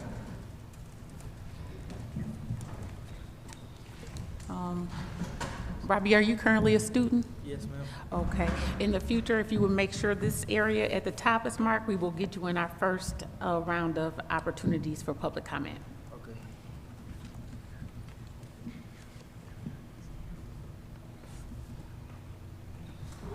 Today, I'm here to talk about the lack of communication of the firing of our head coach, Don Fellows. On September 11th, Mr. Kurt Johnson came to Union High School to address everything that happened with our head coach. Mr. Johnson told me and my teammates that he would give us an update on what was going to happen with our coach, or if he was going to get fired, or how long he would be suspended. We went 5 weeks without knowing what would happen to our coach. We didn't get any updates from anybody, not our principal, our AD, or our interim head coach, Coach Van Essen. So we had no information that we was gonna have our coach in the future, and so none of our teammates knew what was going on. So 3 weeks later, we went to a board meeting at Westwood where about 20 of us was there, and 5 of us talked to you guys, told y'all how we felt about Coach Fellows, and yeah, again, we didn't get any information back from anybody. Mr. Curry Johnson didn't give us no update. Nobody else gave us no update. Our AD didn't give us no update because he didn't have nothing to give us, or our principal. So then, another 5 weeks, another 2 weeks actually, we got no updates from anybody. And last week Wednesday, we got an email from our parents got an email saying that our coach would be fired. And on the email it read that Coach Van Essen would be the head coach, when that was not true. We then had to prepare for a game 2 days later, knowing that our head coach would be fired after not hearing nothing for 5 weeks from anybody. And now we're going on to our 6th week in our last game, knowing that we have 11 seniors on the team, knowing we will not be able to make the playoffs. Well, it just took a downfall because our coach wasn't there. We didn't get no updates from anybody when we was told that we would, and we didn't. And we also didn't get informed that our coach would be fired. That's all to say. Thank you. My name is Amber Kilpatrick. I'm here as a member of the GRPS family, a proud member. And as many families go, I just want to address some dysfunction and share honestly about that with you tonight. I emailed the board and Dr. Roby this morning with most of what I'm about to say. But I do want to highlight that it supports what the 2 gentlemen before me have already shared. So I support their comments this evening around transparency and communication, and also around providing opportunities for our staff to want to stay as part of this GRPS family, and that being primarily with their contracts and pay. So my comment is actually from the role of a PAL, a Parent Action Leader. I am one PAL of many within our district, and I'm here speaking for 14 of those PALs, 14 buildings, which means representing hundreds and hundreds of students and caregivers and families. So let me begin by saying that I do support GRPS, and I support the upcoming bond passing and the bond proposal. I hope that it does pass. However, in recent years, we haven't seen relief on chronic issues that are plaguing our school system and causing harm to students, to parents, and to staff. As stated in the Eureka Report, and I just want to keep mentioning that Eureka Report to this board and to staff members as well, our house is on fire. I know you've heard this. And we are not willing to watch it burn as pals, as parents, as volunteers, as members of this community. We also cannot wait. We cannot wait to put this fire out. So we must begin our action now, and that's what I'm asking of you as a board. And I want to highlight the 30, 60, 90-day evaluation plan that has been suggested and listed within the Eureka Report. That 30, 60, 90 evaluation should especially cover a few things already brought up here and a couple other comments. Implementation of a labor standards clause for all GRPS staff and contracted services to ensure that our staff are paid living wages and have access to competitive benefits. Number 2, a comprehensive HR audit to remove hiring bottlenecks and provide transparency around staff transfers. I'm excited about Raul. I liked what you had to say. And a transparent audit of the roles and performances of executive directors. Thank you. And above. No, it's it. Okay, that's time. I'm sorry. Thank you. You have. Yes. Thomas Junker, Bob Pickard, and Marta Johnson, if you can come down to the front row.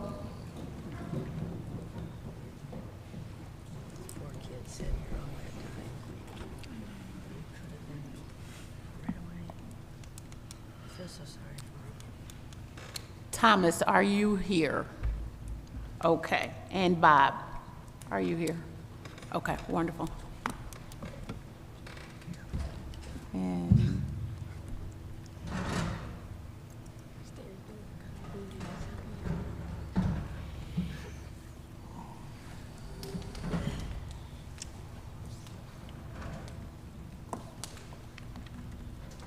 Thomas, you can go right ahead.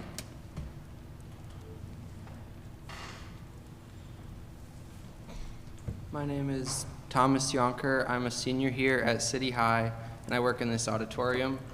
This is my 3rd year being the student leader, taking care of audiovisual needs in this auditorium for school and theater events. Throughout my time here, I have spent a lot of time working to improve the technical capacity of this theater by performing maintenance tasks such as redistributing light bulbs to maintain light coverage as our old bulbs burn out, testing older gear to see if we could utilize it in our systems, and creating comprehensive guides for equipment use when I can't be present. Also during this time, I've spent a significant amount of time fixing needlessly damaged equipment and rearranging poorly organized storage of this equipment. I'm going to bring up some examples, not to call out or criticize anyone, but to clarify instances of what I'm speaking about. During the installation of our new projector, which you can see in use tonight, cable routing holes were drilled in the wall above the microphone rack backstage, during which debris from the drilling was dumped onto the rack equipment, causing permanent damage. The total cost of this gear is around $60,000. I have been able to recover most of this equipment, but the microphones can still crackle due to dust particles caught in the cable contacts. Another example occurred over the summer, I'm assuming during wiring updates for this same projector installation. When I came back from this school year, 7 of our 12 microphones were rewired to a new input, and as a result, I had to spend time reprogramming the soundboard to match these new input locations, as well as rewriting the soundboard save file, which is a program that controls its layout, such as things like which microphones are controlled where. This file had been overwritten between my last time there this last year and my first time this year. In both examples, a simple level of communication between district facilities employees or whoever is working in the space and the students who manage this technology in this theater would have prevented the unnecessary damage and extra work hours required to keep this space fairly functional. I hope for the future, as younger students I am training take over and as the bond brings us an updated auditorium with new equipment, that we can establish solid communication lines, such as creating a city audiovisual team email or modifying the building use forms to include audiovisual needs. Even simple steps such as these could save us time, money, and confusion and help us work together to ensure that students have access to a safe and high-quality performing arts facility now and in the future. Thank you.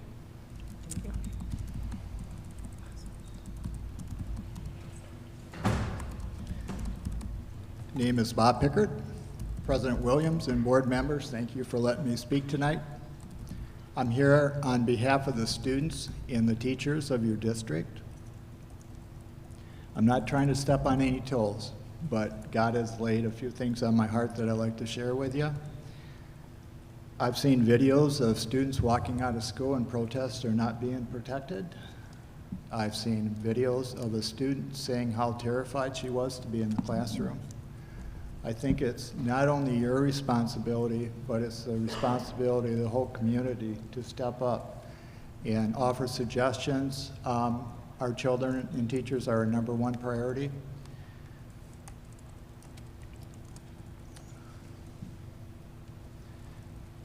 I talked to Larry Johnson before I came in, and I found some 3M samples of bullet resilient film. Larry said you guys are looking into that, so I'm going to bypass on that one.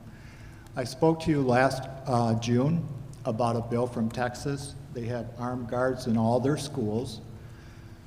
To pass that bill, the school boards went before the Capitol in Austin and demanded that they get protection for their students and teachers. We can do that too. Julie just got my Texas bill, and she'll give it to Dr. Roby, possibly tomorrow. I met a Texas former police officer. He told me about a bill. It's a Michigan Public Act 330 that a school district can have their own police officers in their district, and I believe from what he told me, Lansing has got police officers in their schools. One minute. So please check on these things. Yeah, if I can see you guys starting a program, and once you do, it's going to go across the state. And I mean, we've got to do something to protect our children and teachers. So thank you for listening to me. Thank you. Thank you, gentlemen. Marta Johnson, Jesse Eden Hill, and Sarah Sack-Smith, if you will come down to the front, as well as Matthew Marlowe, if you'll come down to the front. You can go ahead and start. I believe at the last board meeting you heard from our PTA president, Sarah, who spoke about our special education teacher at Grand Rapids Montessori. That's where my girls go. And in fact, I have a special connection to why she came and spoke, because our daughters are in the same class. It was one of the things that I think stood out to me the most about my students or my children's experience at GRPS, having an integrated classroom with special education students in the classroom was a huge inclusion point for me. I grew up where special education was isolated. It created poor outcomes, I believe, not only for myself, but also for the special education students. I really saw this as an area where GRPS was leading and strong. And then to hear how this special education teacher was removed with 24-hour notice for her caseload, and now has since left the district because of how all that has happened. So we're one fewer special education teacher. You know, just relaying that back to the previous HR comments, and it makes me speak up in support of a lot of the other comments, which is the need for a Eureka plan. We have this really robust report on where our gaps are as a district, why we keep on losing families that are school of choicing to other school districts or options. And I really see this as a stewardship issue. This is a role that the board really needs to step in and say, you know, we take this seriously, and we are asking our superintendent, Dr. Roby, who's not here, but I know cares about these issues too, but a dashboard is not a plan, and we need a plan. We don't want to just see data about how late our buses are, because the data that we're even getting from Dean isn't accurate. We need to see how the district has a plan to improve the experience for parents in the district, and for attracting teachers. You know, Matthew maybe is too diplomatic to say this, but we have the lowest paid teachers in the region. We need to address that. We need to improve pay. It's all outlined in the Eureka report, and so I'm urging you to please step in and ask for a plan and have a 30, 60, 90-day evaluation plan so that we can go back to the rest of our school community and point to this and say, look at this progress. Look at what getting involved in speaking up can do, because they care, they're listening, they're engaged, and they're making a change happen, so that you can continue to be proud of choosing GRPS. Thank you so much. Thank you. I think there's Jesse Eden Hill and Sarah Sacksmith.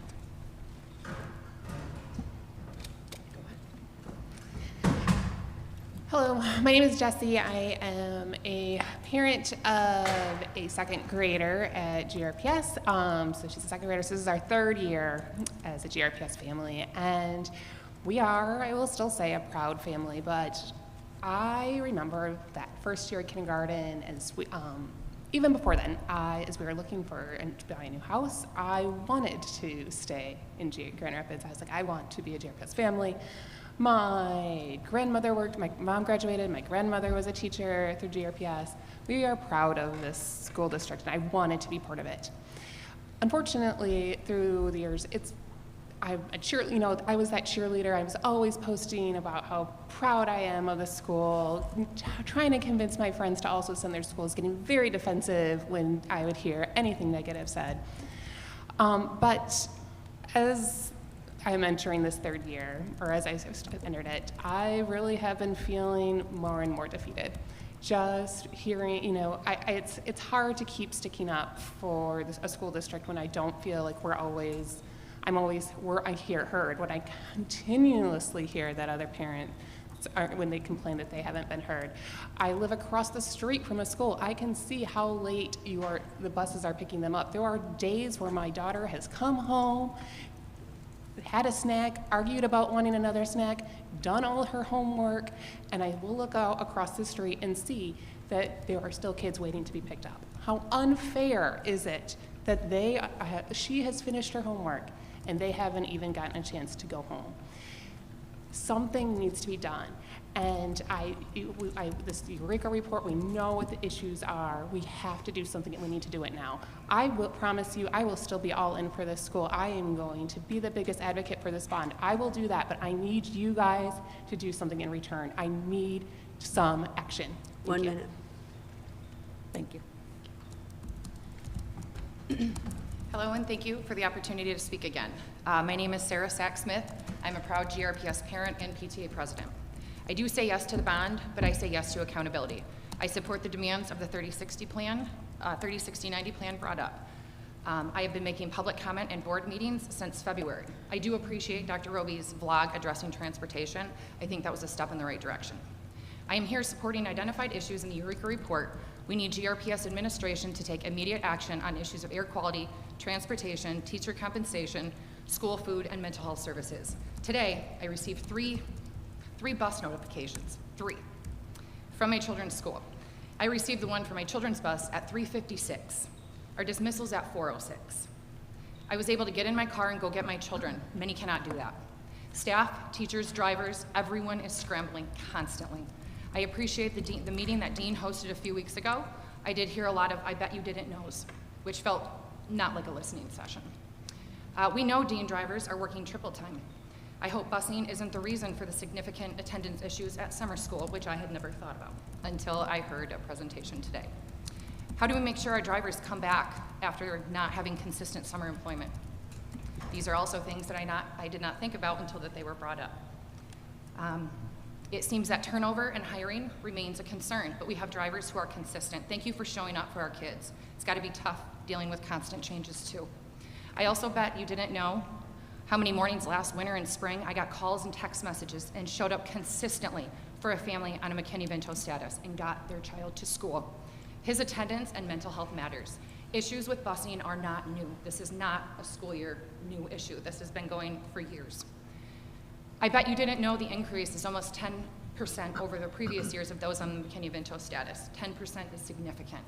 I was told Dean had 3 vans on the road supporting those students, and the number fluctuates between 1 and 400. Those vans require a chauffeur license, and those don't require the 6 weeks of training that a CDL does. The numbers obviously are significantly high enough for Mr. Dean to make reference to it at the 9/18 board meeting.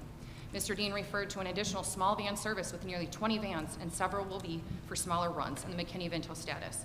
When will we see more than 3 on the road? We need them. 3 bus notifications this afternoon, again, is unacceptable. Seems with so many driver applications, nearly 20 vans, and not needing a 6-week training, drivers in these vans should be on the road preventing many of these ongoing concerns. Our children shouldn't continue to miss out on sporting events and field trips due to Dean transportation, but it continues to happen. Again, a field trip issue last week with CA Frost. Families and youth who are in unstable housing conditions are frequently unable to obtain and keep copies of their records. These students are immediately able to be enrolled. Their transportation should be no different. 3 to 5 days of a route update delay tends to raise concerns when stability is already identified concern. Does Dean have a tracking system? Thank you. Last, we have Matthew Marlowe. Are you here? Oh, you already spoke. Okay. I see that. Wonderful.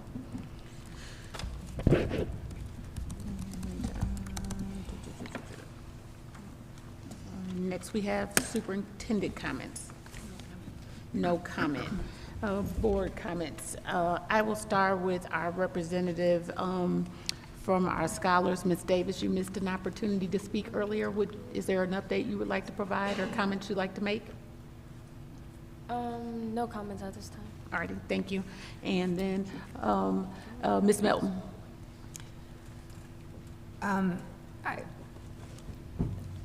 I came last week, or last time we met, not ready to talk about the community engagement, and tonight it was on our agenda but not spoken about. I took some time to review the public comments since January, and I have over 160 comments that have been shared with us. And 100% of them are about the quality of what we're providing to our community. Over 80% of them are about communication.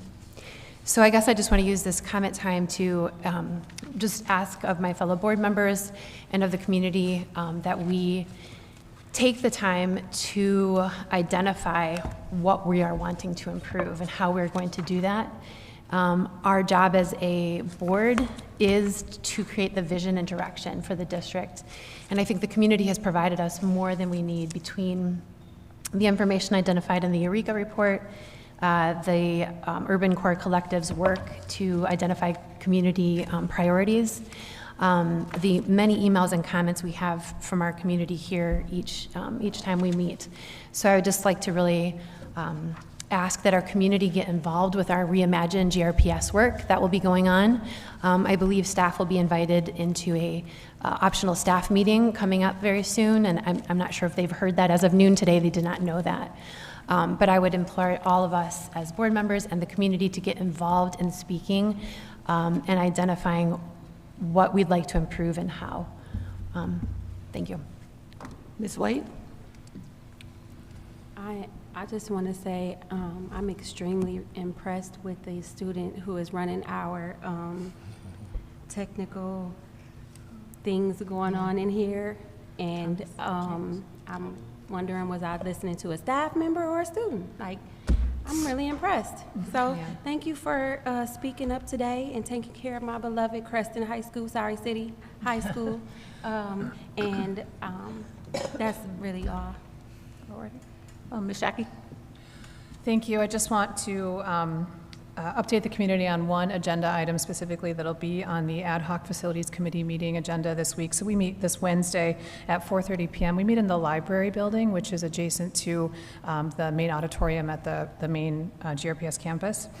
And we're going to be talking about GR Montessori construction. I've asked our district administration team to lead us through a review and analysis of that process. I know that's been important to our community, so just want to call out that that'll be happening at that ad hoc facilities committee meeting and then report it out at a board meeting subsequently. So please know that's coming up. And then to my newest colleagues, next week, 5:30, after the Finance Committee meeting, there's an audit committee meeting I just want to make you aware of, as that'll be the first time I believe that you'll receive that financial audit report from our auditors. So just a heads up that that's coming up next week, Monday. Okay, thank you. Ms. Davis? I just want to thank the staff, all of the staff members that did presentations tonight. I feel like you're really listening to our questions about details, and I just really appreciated all the details in your presentation, so thank you. Mr. Rodriguez? No comment. Mr. Eatman? I just wanted to thank the students that came out in support earlier I think it's important to acknowledge our students that decide to come up. It's not easy to speak truth to power or even to speak to what is perceived as power. And so to encourage our scholar voices to maintain that pressure and posture of coming before us, and also with our community. Accountability goes both ways. And so we thank you for coming and presenting and letting us know about some things that sometimes we were unaware of as well. But I'm excited to see how we are going to take the feedback and also what we know is going on in the district to be able to push those things forward for an overall better experience for not just staff, not just those who are experiencing for our teachers, but also for administration as a whole. So we're looking forward to working with you all on those efforts. So thank you all for coming out tonight. Ms. Downs-Lewis? No comment. Mr. Ross? No comment. And I would like to thank everyone who came out to be with us tonight. Again, thanks to the community members who gave public comment as well. While we understand that the people feel like things are not necessarily happening as fast as they would like, we are, again, listening, and we are working toward much of the change that you all want to see. We as board members are working to make sure that those things can happen, and we acknowledge that there are some things that we agree with you about, but it unfortunately is not something that we can just snap a finger and make right for everyone. So we ask for your continued patience as we continue to do this work, as we try to be deliberate to bring about the change that we want for this district. Thank you so much, and have a good evening. This meeting's adjourned. All right. Hang on.